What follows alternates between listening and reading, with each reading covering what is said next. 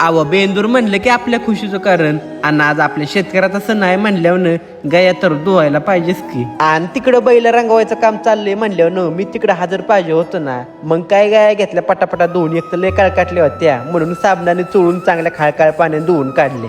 आणि एकतर शेण काढायला उशीर झाला तर साहेब लोक येतील शेण वीस काढायला, म्हणून काढून घेतलं पटापटा शेण. मग आंघोळ करून मला 2 महत्वाची कामं लागणार होती. पहिलं म्हणजे ह्या शेटवर लक्ष ठेवायचं, आणि दुसरं म्हणजे देव पोजायचं. लहानपणी ह्या मातीच्या बैलावर कधी खेळत खेळत मोठं झालो होती, काय कळलंच नाही. इकडं माझ्या कामात मी मग्न असताना अहो माझ्या लक्षात आलं नाही, बघतो तर काय हा थेट गडी त्या खुरड्यात घुसला या.